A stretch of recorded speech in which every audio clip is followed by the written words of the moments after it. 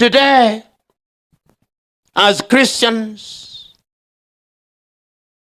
we pay tithe, we make offerings, but many times we pay tithes and offerings with wrong intentions. We think that we are in a casino and that we are investing and God will make us millionaires.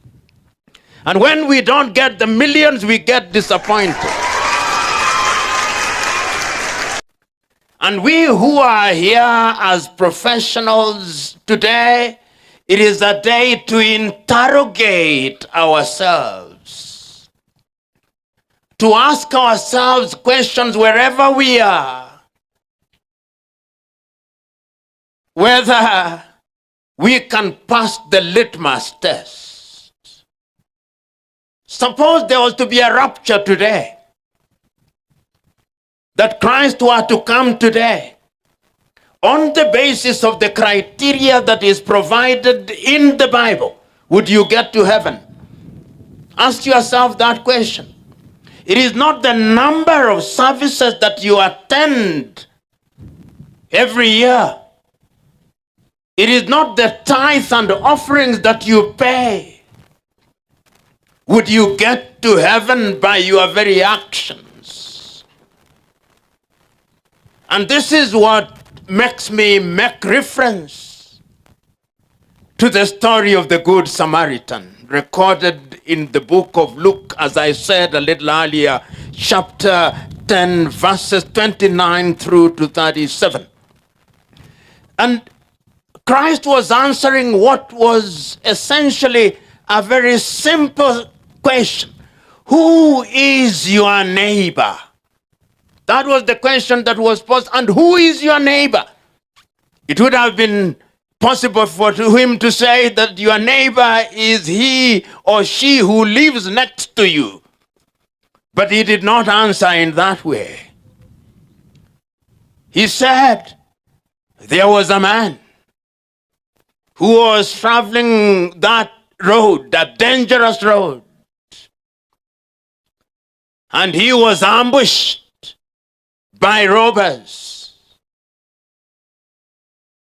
And when he lay there dying, a Levite passed. Levites, we are Latter-day Levites. They did nothing. Another believer passed, did nothing. And then there came a Samaritan. And in order to understand the context of this story, you must understand the status of the Samaritans during the times when Christ walked on the surface of this earth. And this Good Samaritan, we now call him the Good Samaritan, said, he took care of him and went to the inn and said, take care of him. And if there is any additional expense, you tell me. Today, courtesy of his actions, we say he was a good Samaritan. How many of you professionals here have found yourselves in situations where you could have been a good Samaritan, but you are not? How many of you here who are lawyers in government institutions, who when called upon to do that which is good and right, you seek to be bribed first? How many of you here, I'm not asking you to raise your hands, but I'm asking you to inspect your heart. How many of you here who are doctors, upon whom it fell to save life, and asked many questions, irrelevant questions, and lives were lost? How many of you here are engineers who compromise the standards and qualities of our roads that you may become rich? How many of you? How many of you who are reporters here who will distort what we are saying today? How many of you? Because when you find yourself in any situation where your acts or omissions can harm another, that other is your neighbor. This is the message. So, as to who is your neighbor changes from time to time, but your conduct must never change. In other words, as professionals, we must make painful choices. You know, many times I listen to fellow Christians and they say, I love the Lord, and I do not begrudge them. I'm not in the business of begrudging them, because they have their duty and right to love the Lord. But a few minutes later, when they are driving on the road, they do not love the other motorists. And I said, how can they possibly be conducting themselves in a manner that could lead to the death of the other motorists? And then they say they love the Lord. In John 1, you are told that you are a liar if you are such a one as that. And you know, in this country, when we say there is corruption or evil, all these other things, who are the midwives of corruption in this country? Professionals. We are the midwives. Look at any institution that is collapsing or has collapsed. Who has presided over the collapse of such institutions? Is it not us who are professionals? Do we make the right choices when we are called upon to make the right choices? Whom do we worship? Do we worship Mammon or God? Do we obey the law when it is inconvenient to us? When I read the story of the Israelites as they moved from Egypt through the desert for 40 years to the promised land, and it has been dramatized in modern times. I do not know whether you watch movies. If you do, good. If you don't, I urge you to. And there is one movie which is a dramatization of that event that I want you to watch. And I'm citing this movie so that I may make reference to the verse that I talked about in the book of the prophet Joshua. It is a movie that was produced in 1956. It's called The Ten Commandments. How many have watched it? If you've watched the Ten Commandments, you can understand how weak we are as human beings. For 400 years, the Israelites were praying to God generation after generation to free them from slavery. But once they are freed from slavery, their conduct is completely that of ungrateful individuals.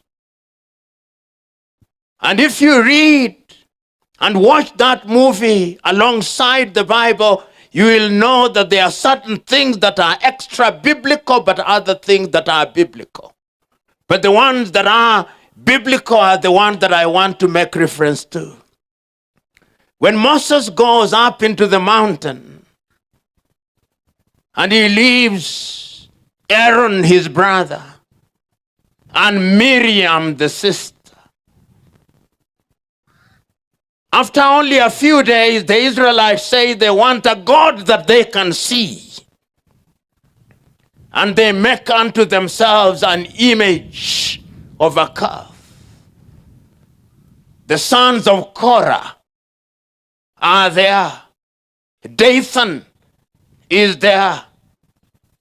And they have persuaded the people to rebel against God.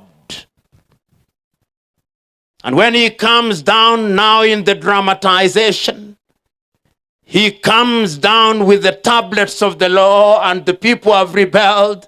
And one of them, I think it is Korah, who says, "You have made unto yourselves laws that you may become a prince over us. We are free."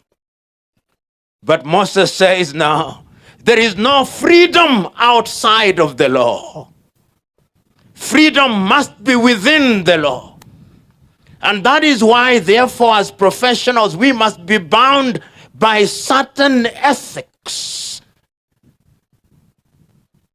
We must have certain taboos, the things that we do not do, and the things that we do. And these taboos are the ones that will prevent us from doing things that are not in the best interest of our country and our society. In other words, as professionals, we are enjoined to make choices. But which choices do we make? Today, as Christians, we pay tithe, we make offerings, but many times we pay tithes and offerings with wrong intentions. We think that we are in a casino and that we are investing and God will make us millionaires. And when we don't get the millions, we get disappointed. Choose you now whom you shall serve, is what I'm coming to. But what I want to say before that is, we must change our minds and change our hearts. This morning, I was telling the good president here, and we were reminding ourselves that it's not lost on us that the Bible says that out of the whole group that left Egypt, only 2 entered the promised land. Only 2. Joshua and Caleb. The rest died because they had left Egypt, but there was too much Egypt in them. You can leave Egypt, but Egypt is still in you. So today, we who are professionals here, we must ask ourselves the uncomfortable question: is Egypt still in us, or we have left Egypt and exorcised the ghost of Egypt? And that is how I understand the famous statement that is recorded in the book of Joshua at chapter 24, verse 15. Because the people were undecided. The people were undecided whether they should worship God or they should worship little gods. And he says, you must now make a choice. You must not be of 2 minds. Choose you now whom you shall serve. You know, when I look at us as Christians, I look at us as professionals, I look at us as a country, I look at the judgments that we make as a country. I ask myself, if it is said of us that in determining who is a Christian, there is no Jew nor Gentile, no slave nor free. Do you remember that? There is no Jew nor Gentile, no slave nor free.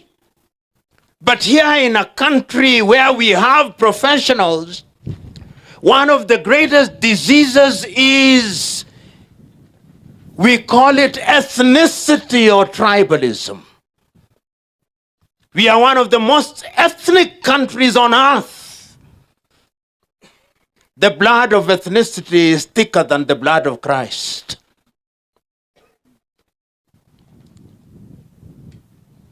So that when you are making your judgments, you don't make judgment on the basis of whether you are Christian, but you make judgment on the basis of whether you are Luo, Kamba, Luhya, or Kalenjin. But when you get to the Kalenjin, it becomes Nandi, Kipsigis.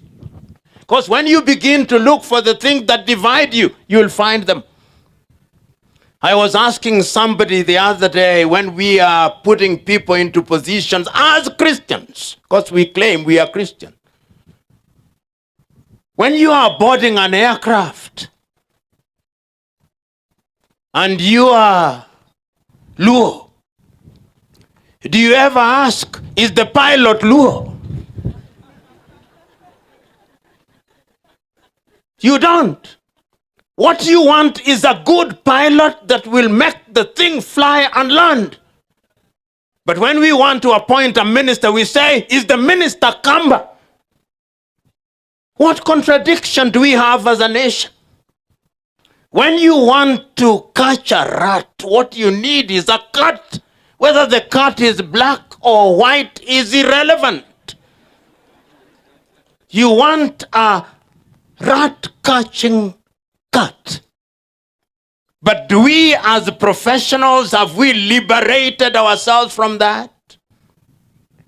Professionals. Today, if you look at universities across our country, if you go to Maseno, I dare challenge you, the vice chancellor is likely Luo.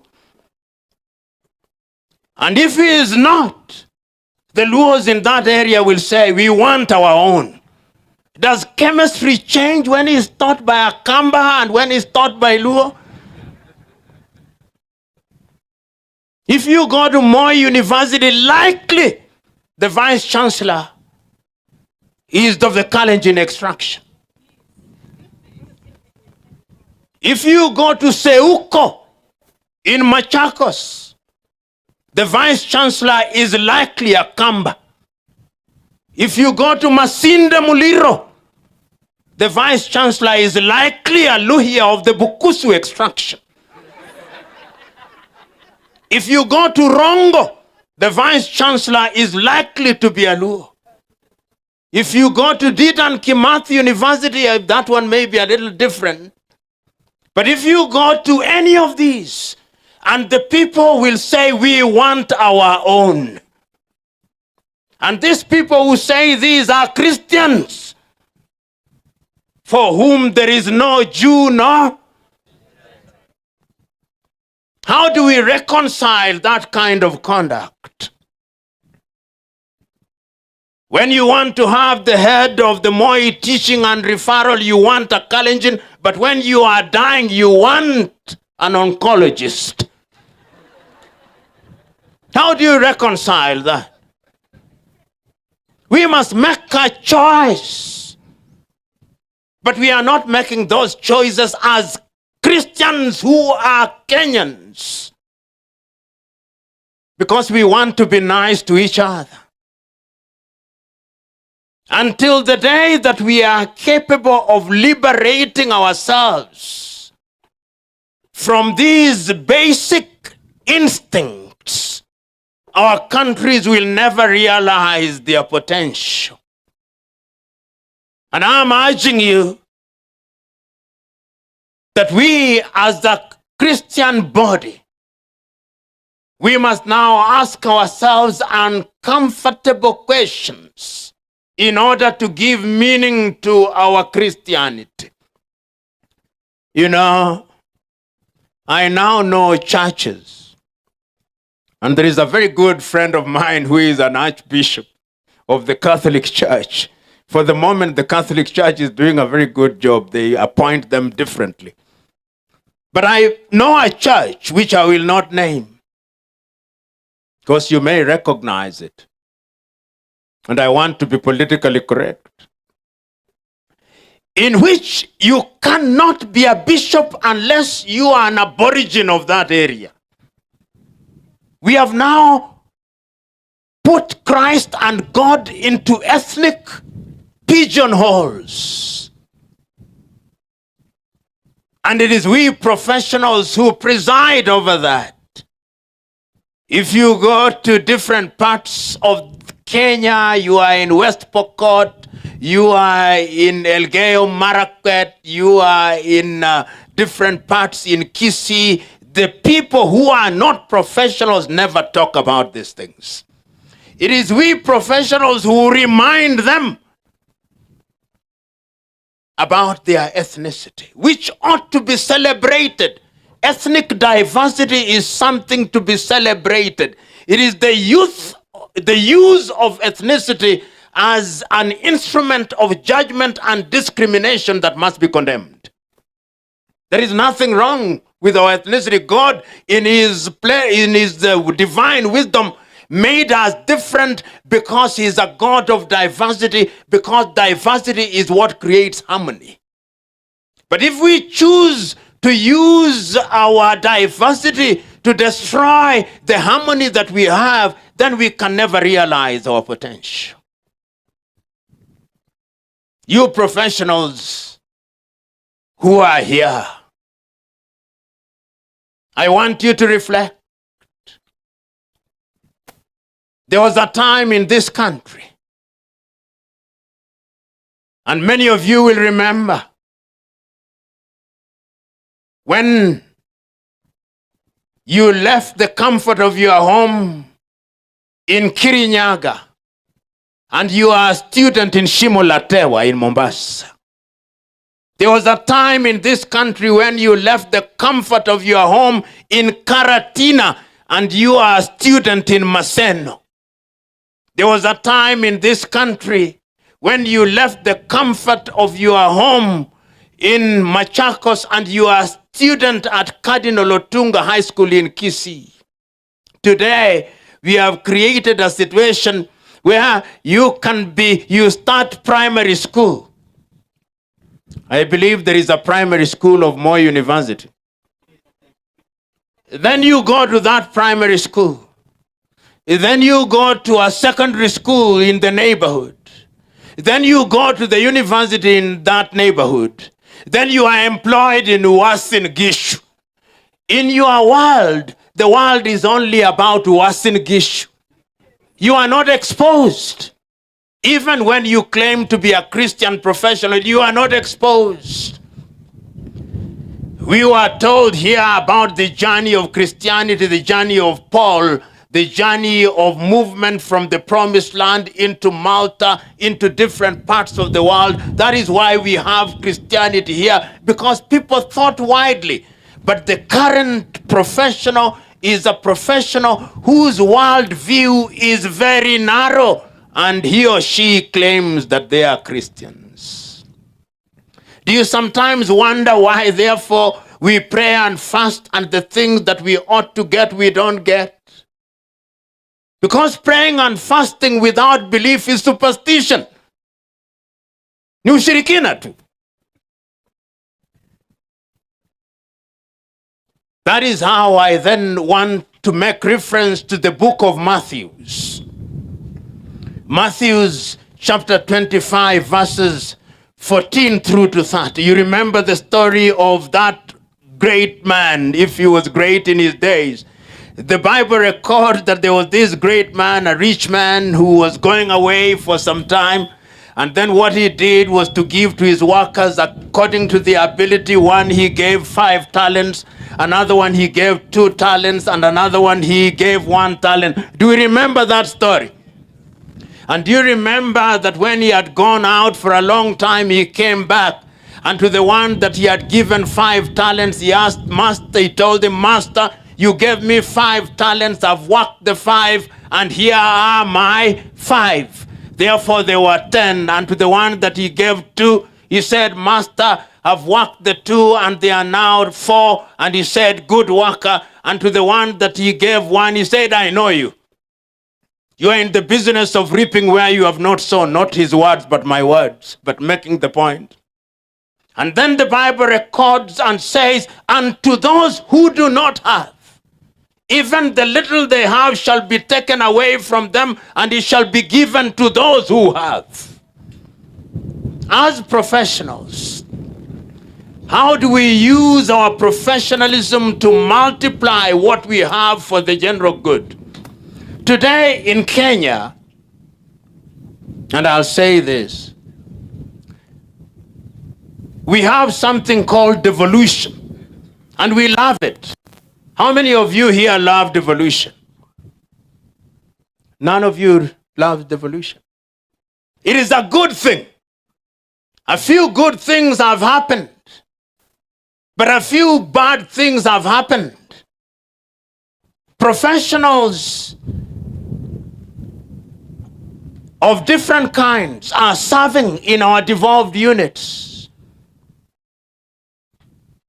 Lawyers, doctors, economists.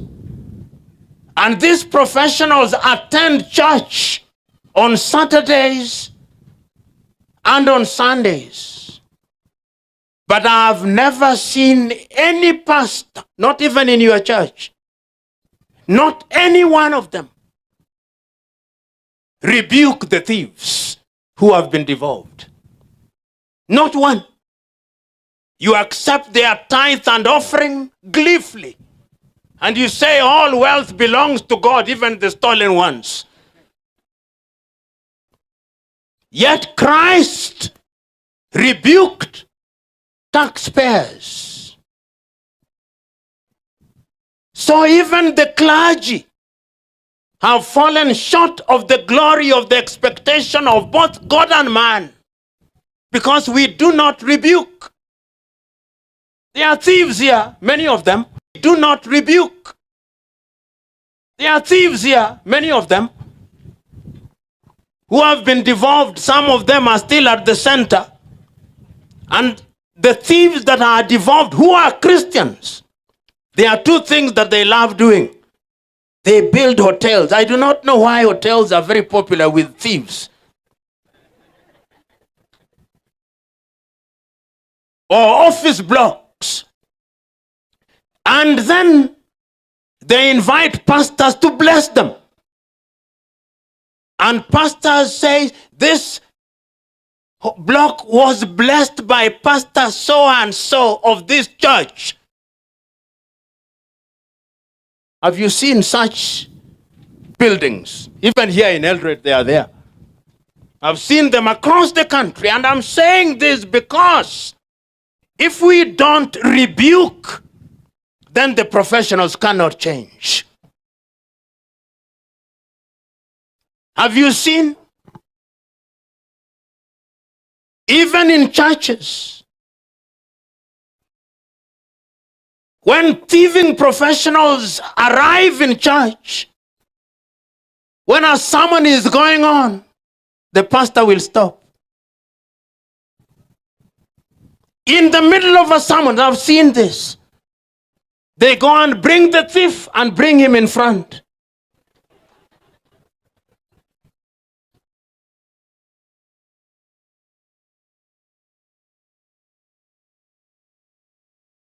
Then the professionals cannot change because they are not rebuked. So all of us who are here, who are professionals, let us remember that when all is said and done, it is you and your God. You know, when 2 days ago I read the report by the EACC telling us how corruption has become pervasive. In order to get a job in Kenya, the average amount of money you spend is 163,000 Kenya shillings.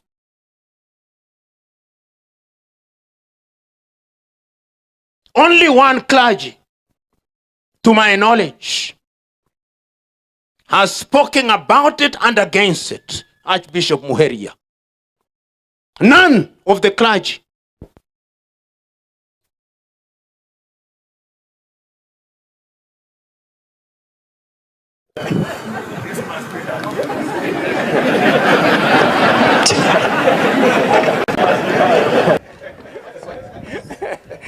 Thank you. He will not succeed. You know, I say this with pain because it is we who are professionals who can change this. But are we willing to change? Are we willing in our own small ways to change? Because you cannot possibly change everybody, but you can change yourself. Kwa Kiswahili wanasema jishinde ushinde. Jishinde ushinde. Are we ready? You lawyers who are here, who are professionals, you judicial officers who are here, who are professionals, are we ready to ensure that justice according to law is done on the basis of evidence rather than on the basis of the size of our pockets? Are we prepared? You doctors who are here, who are in a public hospital and prescribe medicine which is bought at your pharmacy across the road, are you prepared to change? Because we know. You police officers who are running matatus and border borders, whom you allow to break the law, are you prepared to change? That we may reduce the accidents on our roads, are we prepared? You teachers who leak examination to your students and then celebrate with twigs at the end of the year when they pass, are you prepared to change? Are we?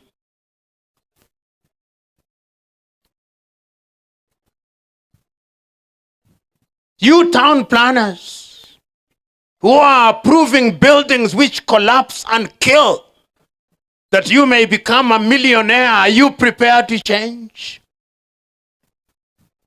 You journalists who kill good stories because a brown envelope has been given to you, are you prepared to change? These are the painful questions that this country must ask. You politicians who are also professionals in your own right and run CDF, and you've incorporated 10 companies in which your drivers are the directors, trading with yourself, are you prepared to change? You MCAs who are now political professionals, who are crying for the ward fund because you have companies which you have incorporated,